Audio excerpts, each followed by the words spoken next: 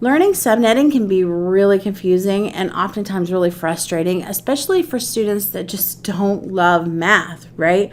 And the math can be quite complicated.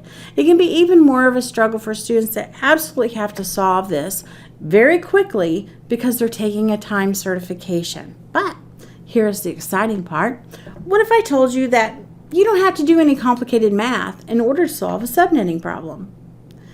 In this video, you're going to learn how to quickly draw a table that'll help you solve any subnetting problem without doing any difficult math and without taking a lot of time.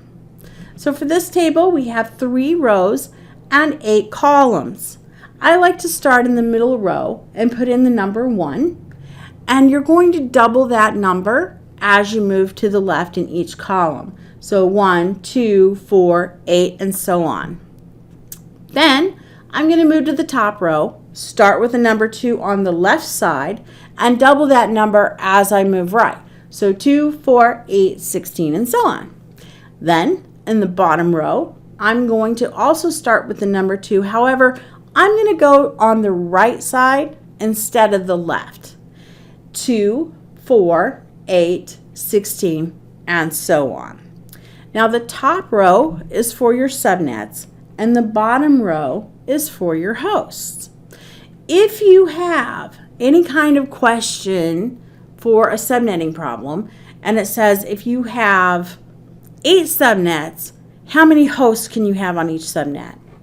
Literally, it's as easy as looking at your table, drawing a line to the right side of your subnets. 32 minus 2 is 30. Therefore, you will have 30 hosts. The reason is because you have this 2 to the n minus 2 that you see over here, this calculation when configuring subnets. The table takes care of the 2 to the n power part of it for you, but it doesn't subtract the 2. So we just have to remember, keep it up here in our heads, that it's 32 minus 2, or if it's you need 14 hosts instead of 16, or 8 hosts instead, okay? Next, you may have a question that says, I have 8 subnets and I have 30 hosts. What is your subnet mask? You're like, wait, how can I tell from this, like, what is my subnet mask? Ugh. Well, actually, it's pretty simple. All you need to do is look at the table where you drew the line, or if you get another question, draw a new line on the right side of the number of subnets that you have. Count your columns. Put a 1 under each of those, and then put a 0 under the rest. What is your subnet mask? Remember when I said we could use the middle row to determine how to convert the binary into a number? That's all we have to do is add up each number in the middle row that has a 1 underneath it. So 128 plus 64 plus 32 equals 224. And that gives us our binary conversion. Now let's not forget how CIDR works. If you get a 10.10.10/27, this is CIDR notation. And basically what this means is 27 is the number of ones in the entire subnet mask that is broken down into binary. So see here, there are 8 bits for each octet. So we have 8 ones in each octet. 8 times 3 is 24. So the final octet, we need 3. 1, 2, 3. That makes 27. And that's all there is to that. All we have to do again is to convert it. Okay. Now, that way, if you understand the CIDR notation and you get a question that asks, how many hosts can a 10.10.10/27 address support? All you have to do is get this binary number, write it under your table. When your number changes from a 1 to a 0, look at the host right above the first 0. Now we know we have 30 hosts.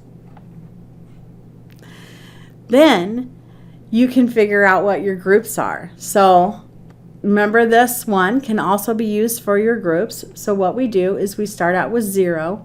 And if we look right underneath our subnets, we have the number 32. we simply add that. So 0 plus 32 is 32. 32 plus 32 is 64. 64 and 32 is 96, and so on. Then we write in the last number that we could use in the group. We have to go under 32, so that's 31. Notice this is 63 because it's under 64, and so on. And this gives us our group set. We've got 1, 2, 3, 4, 5, 6, 7, 8 subnet groups that we can use. Okay? Then the next thing that we need to remember, though, is that when we're creating our groups, the first and the last number in a group cannot be used.